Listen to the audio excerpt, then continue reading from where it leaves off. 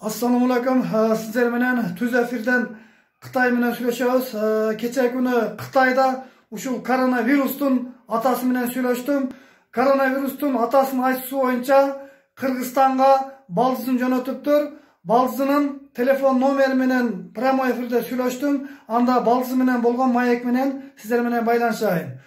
Балдызынын aytışı боюнча ушул Кытайга Коңурбай менен барып калган экен. Ушул Кыргыз 40 урудан турат экен. Ушул уруусунун сен өгөй кызы болосуң дегенден Кыргызстанга ал конок болуп келиптир. Негизги максаты анын айтышы боюнча Кыргызстанга келгенине ушул умрадан кошо келген экен. Ошондуктан халалмын дейт. Себеби Кыргыз эли динге бекем гени күчтүү деп уккан үчүн ушул атайын Кыргызстан тандап алыптыр. Себеби бүт коронавирустун 40 түрү 40 мамлекетке бүт мамлекет тараптыр. Ушул бизге балзыны бөлүптүр. Атайын себеби кыргыздар аял кишини жакшы сыйлайт деп.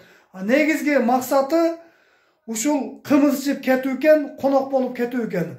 Бирок ушул коронавирустун балзынын айтышы боюнча Бишкектен Жалалабадка келгиче бусикте 12 саат келиптир. Аябай кыйналыптыр. Анын үстүнө жолдор аябай ункур-чукур болгондуктан өзү да кыйналып ооруп калыптыр.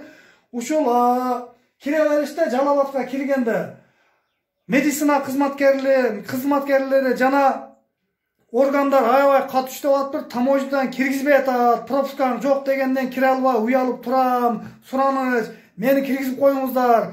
Мен ушул кирип эле кымыз ичип эле кетем. Бирок кымыз ичкенде эле убактым жок окшойт. Ушул сааман эле осуйуп кетейин. Келгенден максат анын үстүнө атам айтты эле. Кыргыздарда мына мусулман калк 40 күн жүрбөгөн. Себеби мына макумду көмгөндө эле 40 күн эмес, 4 күндө 3-3 кылып эле узатып коюп атат. Ошондуктан узак турбагын, анын үстүнө орозо келет атат. Умрадан келген болсоң бул Кудайга жакпайт. Ошондуктан